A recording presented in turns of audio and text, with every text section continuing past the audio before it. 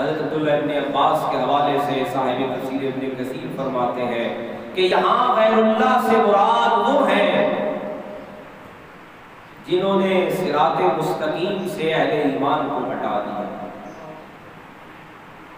اب اس پر کیا ہوا کہ دین اسلام میں یہی جو غیر اللہ کہا گیا کہ اے میرے محبوب آپ دیکھتے ہیں کہ جب ان کو قیامت کے دن اللہ کا عذاب پہنچے گا تو وہ جو غیر اللہ ہے وہ ان کی مدد کو نہیں آئیں گے۔ اب یہاں پہ صاحب تفسیر ابن کثیر اور صاحب تفسیر کبیر امام فخر الدین رازی فرماتے ہیں کہ حضرت عبداللہ ابن عباس فرماتے ہیں ہم نے آقا کریم سے پوچھا یا رسول اللہ صلی اللہ علیہ وآلہ وسلم یہ غیر اللہ کون ہے؟ آقا کریم نے ہمیں ارشاد فرمایا کہ رب کے کلام میں جو غیر اللہ ہے، غیر اللہ سے مراد انسانوں کے اپنے عقل سے بنائے ہوئے سہارے ہیں، جو انسانوں نے اپنی عقل سے تراشے ہیں۔ اب اس پر بہت سارے اہل علم نے کلام کیا کہ یہ غیر اللہ کون ہے، اور بہت سارے لوگوں نے اس کا جو مفہوم ہے اس کو دوسری طرف اولیاء اللہ پہ چسپاں کر دیا۔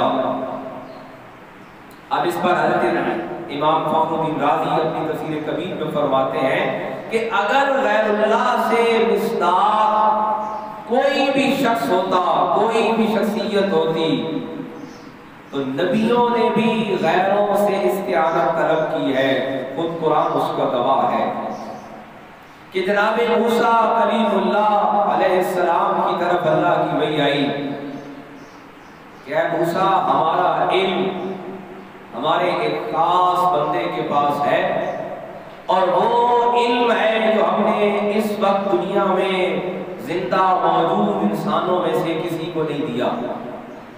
تو اللہ کے نبی حضرت موسیٰ کلیم اللہ کہتے ہیں کہ ہم اس نیک سیرت کو، اس خدا پرست کو، اس خدا کے مقرب کو تلاش کرنا چاہتے ہیں۔ تو رب فرماتا ہے کہ وہ میرا جو بندہ ہے نا اس کی یہ نشانیاں ہیں، وہ پوری سورہ کاف میں موجود ہے کہ ان کے لیے سفر کرنا پڑے گا، مچھلی کو ساتھ لے کے جانا پڑے گا، دریا کے کنارے جانا ہوگا، اور وہاں ہمارا وہ بندہ ملے گا جس کو ہم نے اس روئے زمین پر زندہ موجود انسانوں میں سے سب سے زیادہ علم دے رکھا ہے۔ قرآن نے کہا وَعَلَّمْنَاهُ مِن لَدُنَّا عِلْمًا کہ اس کو اللہ نے اپنی طرف سے علم دیا ہوا ہے۔ اب یہ کون لوگ ہیں کہ جن سے نبی بھی جا کر باوجود اس کے کہ وہ مرتبہ نبوت پر فائز ہیں اور ان سے سوال کرتے ہیں اور ان کی تلاش کرتے ہیں۔ مفسرین کرام فرماتے ہیں کہ قرآن نے یہ دو حوالے دیے، ایک اولیاء اللہ اور ایک غیر اللہ۔ غیر اللہ وہ ہیں جو انسانوں نے اپنی عقل سے تلاشے ہیں، اور غیر اولیاء اللہ وہ ہیں جن کا پتہ اللہ نے دیا ہے۔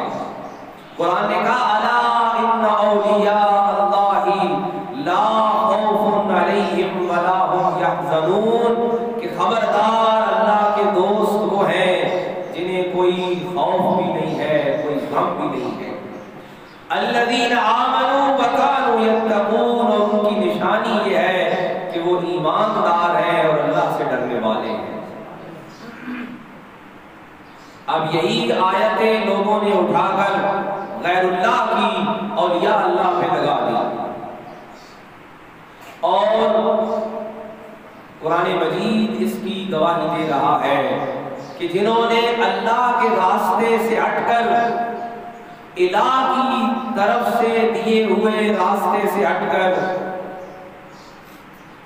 ویسے جو رب کے مقرب ہے ان کے بارے میں آقا کریم صلی اللہ علیہ وآلہ وسلم کی حدیث مبارکہ کے الفاظ یہ ہیں کہ اللہ کے رسول فرماتے ہیں کہ رب فرماتا ہے کہ میرا بندہ فرائض پورے کرنے کے بعد، بہت توجہ سے اس جملے کو سمجھیے گا، فرائض پورے کرنے کے بعد نوافل میں اس قدر آگے بڑھتا وقت آتا ہے کہ میں اس بندے کے ہاتھ بن جاتا ہوں. لیکن یہ کیفیت کب ہوتی ہے؟ رب اللہ کے رسول فرماتے ہیں، رب فرماتا ہے فرائض کی تکمیل کے بعد نوافل میں اس قدر آگے بڑھتا ہے کہ وہ رہتا بندہ ہے اور میں اس کے ہاتھ بن جاتا ہوں، میں اس کے کان بن جاتا ہوں اور میں اس کی آنکھیں بن جاتا ہوں. حاضرین مکرم، سورہ انعام کی یہ آیت ہمیں یہ بتا رہی ہے کہ جو مشرکین نے، کفار نے اپنی خواہشات سے اور اپنی مرضی سے جو الہ کے مقابلے میں نفع و نقصان دینے والے بنائے، یہ بہت توجہ طلب بات ہے کہ ایک وہ ہے جو الہ کے مقرب ہیں، جن کے لیے اللہ کے رسول فرماتے ہیں کہ رب فرما رہا ہے کہ بندوں میں سے کچھ بندے ایسے ہوتے ہیں کہ جو میرا اس قدر قرب پاتے ہیں، اس قدر انہیں قرب میسر آ جاتا ہے کہ ہاتھ بندے کے ہوتے ہیں، ان میں صلاحیت رب کی آ جاتی ہے، کان بندے کے ہوتے ہیں، ان میں صلاحیت رب کی آ جاتی ہے، آنکھیں بندے کی ہوتی ہیں، ان میں صلاحیت رب کی آ جاتی ہے. لیکن یہ کون ہے؟ اور ادھر قرآن کہتا ہے کہ یہ وہ لوگ ہیں جنہوں نے اللہ کے مقابلے میں غیر اللہ کا انتخاب کر لیا. اور یہ جو غیر اللہ ہے، یہ قیامت کے دن عذاب کے موقع پر جب انہیں عذاب آ پکڑے گا اس وقت نہیں روک سکیں گے. اب یہ کون سے غیر اللہ ہے؟ مفسرین کرام فرماتے ہیں یہ غیر اللہ ہے انسان کی اپنی خواہش سے، اپنے من سے، اپنی چوائس اور اپنے انتخاب سے بنائے ہوئے. اور ان کے مقابلے میں جو دوسرا راستہ ہے جو ہم ہر نماز میں مانگتے ہیں کہ اہدنا الصراط المستقیم، اے ہمارے پروردگار ہمیں صراط مستقیم عطا فرما. تو قرآن نے ہی ان اہدنا الصراط جو ہم راستہ مانگتے ہیں وہ راستہ کون سا ہے؟ قرآن نے کہا صراط الذین انعمت علیہم، کہ وہ لوگ ان لوگوں کا راستہ جن پر انعام ہوا. اور قرآن نے پھر دوسری جگہ بتایا کہ وہ انعام کن پر ہوا؟ من النبیین والصدیقین والشہداء والصالحین، کہ رب کا انعام نبیوں پر ہے، صدیقین پر ہے، شہداء پر ہے، صالحین پر ہے. لہذا اب نبیوں کا راستہ غیر اللہ کا راستہ نہیں ہو سکتا، صدیقین کا راستہ غیر اللہ کا راستہ نہیں ہو سکتا. اگر اسی طرح ہم یہ تفریق اور یہ فرق ختم کر دیں تو پھر ہمارے پاس دین کی حقیقت باقی نہیں بچتی ہے.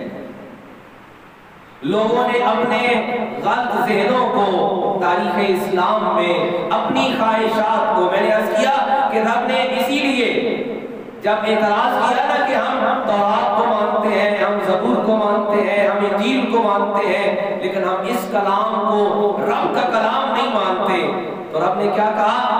من یشاء اللہ یضلل. لوگوں نے اپنی مرضی استعمال کی اور رب نے کہا یہ میری مرضی سے ہوتا ہے، میں جسے چاہتا ہوں اسے سیدھا راستہ دیتا ہوں، جسے چاہتا ہوں گمراہ کر دیتا ہوں. اب اس کے درمیان آپ توجہ دیجئے کہ انہوں نے کہا والذین کذبوا بآیاتنا، یہ وہ لوگ ہیں جنہوں نے اللہ کی آیتوں کو جھٹلا دیا، انہوں نے اپنی مرضی استعمال کی. حاضرین مکرم بزرگوں، میں یہی بات جس کے نقطے پہ لانا چاہتا ہوں کہ اس دین کے معاملے میں، رب کے کلام کے معاملے میں اور صراط مستقیم کے معاملے میں ایک نقطہ سب سے کامن ہے، مشترک ہے، اور وہ ہے انسان کی خواہش. انسان کی خواہش ہی دراصل وہ محور و مرکز ہے کہ اگر یہ خواہش رب اور رسول کی مرضی سے ہٹ کر ہے، اس کے مخالف سمت میں ہے، تو پھر رب کا اعلان سن لیجئے. رب فرماتا ہے صم वबुक्मुन फी ज़ुलुमात, फिर न तुम बोल सकते हो न तुम देख सकते हो। और आगे बात फरमाया मैं यशा इल्ला, ये कहते हैं कि हम दूसरी कलाम को दूसरे जो किताबें नाज़िल हुई हैं उनको तो रब का मानते हैं, लेकिन इस आखिरी कलाम को रब का कलाम नहीं मानते। फरमाया ये तुम्हारी मर्जी से है ही नहीं, ये तुम्हारी ख्वाहिश से ये चीज है ही नहीं। मैं यशा इल्लाहु युद्लिल व मैं यशा यजअलहु अला सिरातिन मुस्तकीम, ये रब के इंतखाब पर है।